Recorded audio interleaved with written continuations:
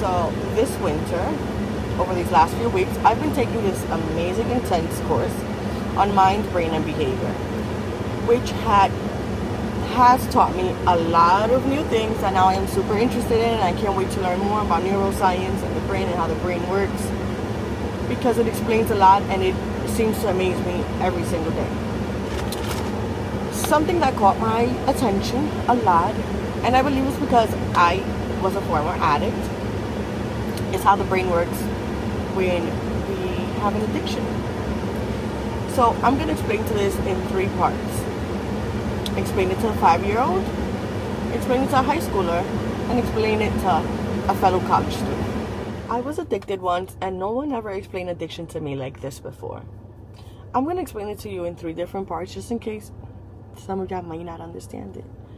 Because I know a lot of people may use substances and think they're not addicted. But maybe breaking it down to you in these 3 ways, to a 5-year-old, a high schooler, a college student, one of them will actually maybe fire up some neurons in your brain and activate a potential and maybe see the reality of things. I'm not trying to point it out to a lot of people. I'm not trying to shame it, because I was a recent addict myself.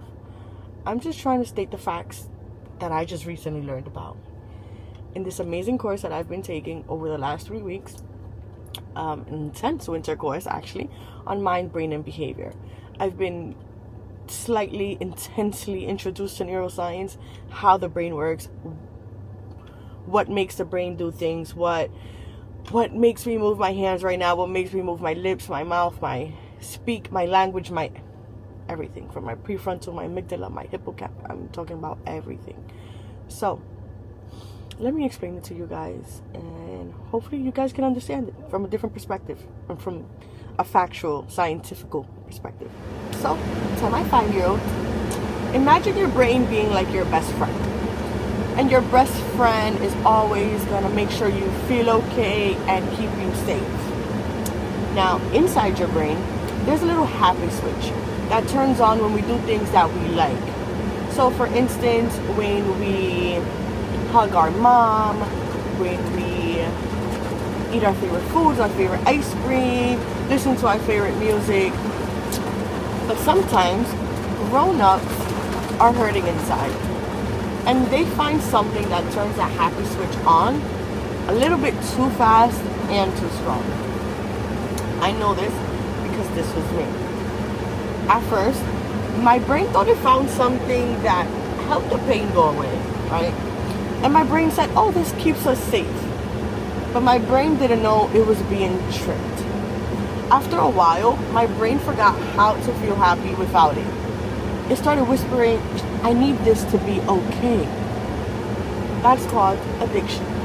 It's not because someone is bad, it's because their brain learned the wrong lesson.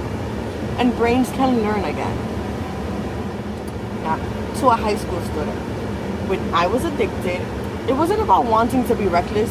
It was about my brain chasing relief. Your brain uses a chemical called dopamine to teach you what to repeat, such as love, food, success. Those give you healthy dopamine. But substances give your brain way too much, way too fast. So my brain adapted.